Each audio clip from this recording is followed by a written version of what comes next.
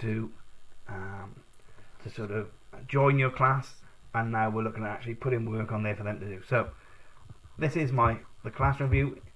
You may have it so it looks just like this, but if you want to see, if you've got more than one class, which hopefully we're going to end up doing, if you go to here and choose classes, then this will just show all different then sort of thumbnails of each of your classes.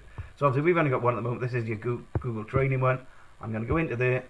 As you can see, we've seen then in the last video that we had someone join it, but now we're going to start looking to do some work. We're going to start giving them just a little website to look at. So we're going to do an announcement. So all I've done there is, if I just cancel that setting, if you share something with your class, you can just click on there and say, please look at this website. So I can then add something. So this is only if you want them just to, they're not going to actually be able to do anything with this other than sort of look at it, okay? So you could have a file from your Google Drive. We're going to look at that in a second. It could be a link, it could be a file to something on your computer, or it could be a YouTube video. For this purpose, I'm just going to put a link in. So I'm just going to put one to the BBC website.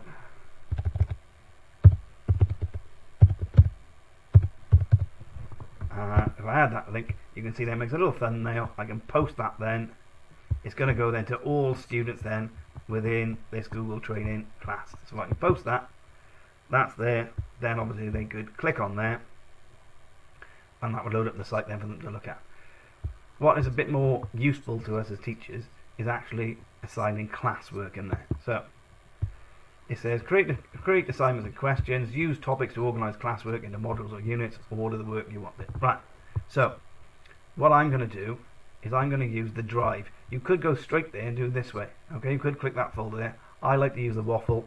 Go into there, I find my drive, and then for this purpose I'm just going to make a new document in my drive. Your drive, if you like, is like an online memory stick, if you like. So there's masses of storage on there, so you know realistically you should never run out of it.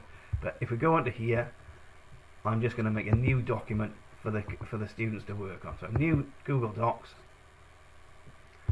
I'm going to call it name.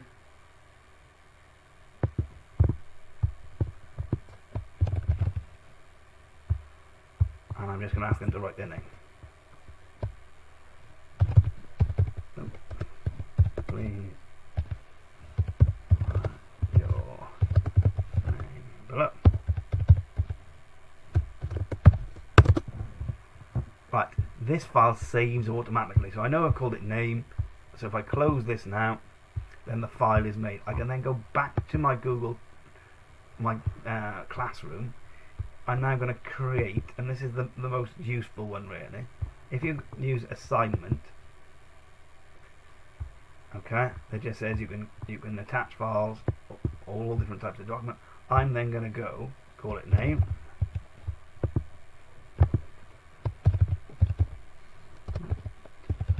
Please complete this document, and then I'm going to add then something from my Google Drive. Right, this is the most useful thing. See, because it comes up recent, it finds the file straight away. So the last one that you access is the first one you see. So I can then click on there and I can add that file. Right, this is vital, okay? This is where, if you're going to mess up, this is where you're going to mess up.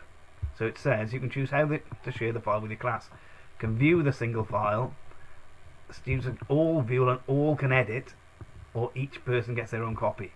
Right, what I tend to do is either they can view it if it's just like an instruction sheet, or make a copy for each student. One of the things with this, if you mess this up at this point, you'll have to remake your assignment, because it won't let you go back and change these afterwards. Okay, if you choose students can edit file, that means everybody edits the same file. So if you put a PowerPoint on there and you let them edit it, then they can all edit the same file and everyone sees the same things that they write. So if there's people writing stupid things on there, everyone can see the stupid things and it changes on everyone's. This is the one I would avoid unless you unless you really set it up beforehand. Okay, so either they can view it if they just need to read instructions on it. If you want them to actually fill something in, this is the best one. Make a copy for each student. So that's what I'm going to choose for here. And now I could change then the dates if I wanted to. I could then give it a topic. So let's call it, I don't know, name again. Well, and there's other things then which you can go down here and have a look at. You could just choose individual students you want to do it, but obviously at the moment we've only got one student, so that's the only one that's going to have it. Having done that, we're going to press assign. Okay, so this assignment is then created. Okay, if I go on to so I'm still in classwork now. If I go on to the assignment I created, you can see now that no one's actually turned the document in, and one is assigned. But if I click on the one assigned, it then shows this is the student, and this is like a live version of their document. So if they're working on it now, you can actually see them. You can see them actually typing into the document. Okay, you can read these things after, but just for this purpose here, this is actually the test student's document. So this is what you can see them doing. Okay, so if you want to get out of it, or if you want to go to the next one, you can go there. Okay, and then if you just want to get out of it completely, at the top there, you can just close this assignment, and you're still in your class. Then you can go to someone else, or you can go back then to the instructions if you want to. This is what I wrote earlier on. Please complete this document. Or if I just want to go back to the class as a whole, I can just go there. So now you can see this is the stream that I posted an assignment, and this is the announcement I did earlier on. Okay, I'll just go back and just talk briefly through some of the other things you can do. You can do a quiz if you want to. You can post a question. Material I use quite a bit, where it's just going to be if you want to like put a past paper on them for them to look at. Okay, if it's things that you just want to read, then material's good, because then obviously then there's no editing privileges there, and we do use this reuse post a lot. So if you're using the same thing for more than one group, you can reuse the post, and then you have to keep typing out the same thing again and again. Okay, so that's using the different connection there. But what I would do if I were you is mainly stick to assignment and material. They're the most common ones that we use, and then obviously reuse post if you want to do. Next thing I'm going to do is just show you what happens when the student signs into there, and then I'll show you then how to do some feedback then on their work. So if I try and sign in now as the student,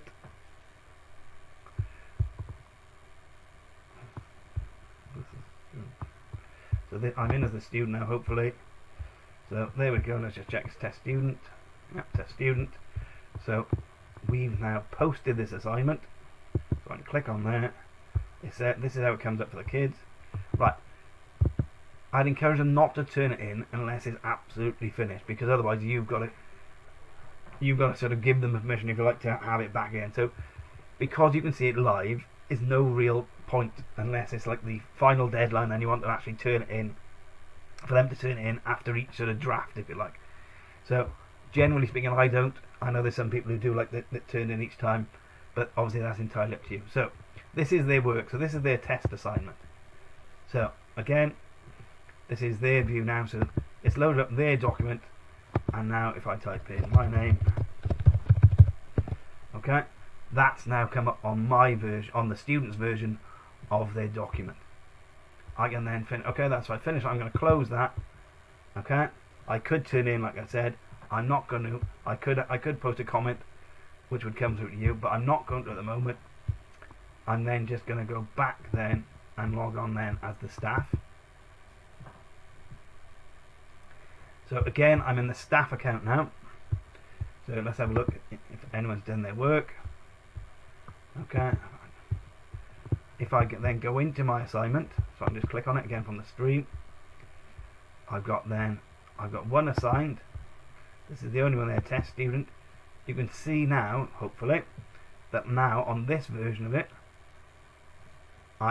it's got then my name then, which I typed in then as the test student. Okay, right. Comments. So if I want to say, well done, Alan, great piece of work, I can do that. I could add a private comment here. What we tend to use is the comments box. Okay, so if I want to highlight this and say, okay, you need to the best thing to do is just highlight something. I could click on the plus here, add a comment. Just move this over so you can see. So it comes up then with my name saying what I'm going to do. So I'm going to say, well done, Alan. Great work. I can comment then. Okay, that's like an individual comment that is specific then to that person. Imagine you want to use a comment which you want to use again and again. So you could say, I don't know, this is a level 4 piece of work. So again, if I add a comment,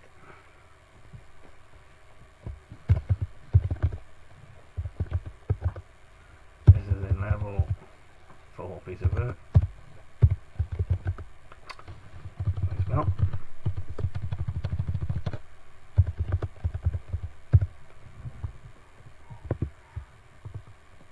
I could comment then in the usual way, but if I go on the 3 dots there, see I can add to comment bank.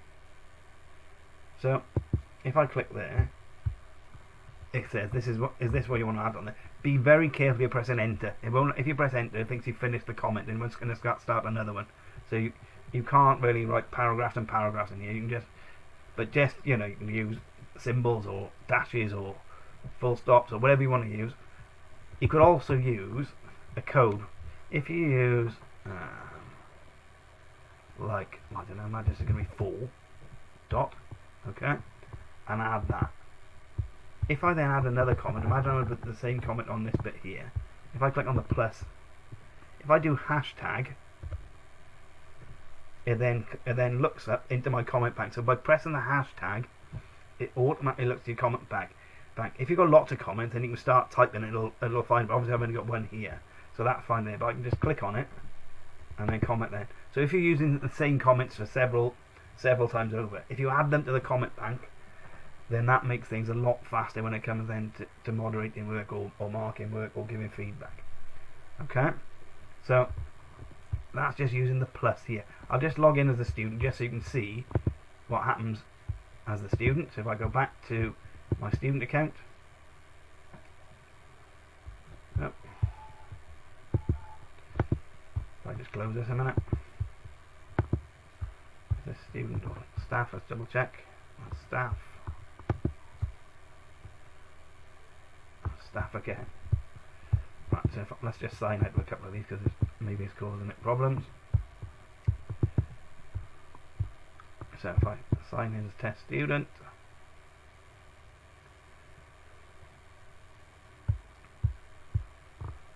if I go into the classroom a second. So the waffle's a good way to sort of get around the different programs. So I go into in here. I've got my assignment that I've got. This is my work now because it's a student. I would avoid commenting there. If you go here, then hopefully we should see, there we go. So there's the comments now that appear. There's the comments that I've written as a teacher. You can then respond, resolve. They could write their own comment. So now this says test student. Thank you for your feedback. And I could and then as a student, so see this one now is student. These are the staff comments. So test staff. This is the student. Okay, and then they commented then to say thank you for the feedback, or they might say what do I need to do to improve it, or whatever it might be. Okay, so that's as the student sees it. Again, if I close and go back into the staff,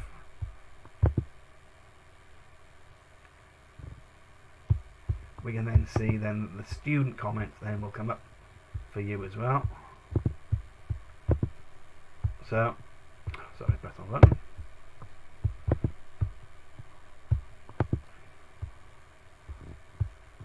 if you press that one, that can give you the instructions. Sorry. So if I press on the assigned or the test student here, then you can see then, if I just minimize this bit, then hopefully then the comments will load in. Here we go. So you've got the students thing there, students comment, and then your ones which are still there from before. Okay, so that's a very sort of easy way, if you like, to get to communicate them with students about their work, assign work, and then upload some other documents. Obviously, there's a lot more to this than I've shown you there, but just to get you started going right, I think that's a good point to be. So, have a go.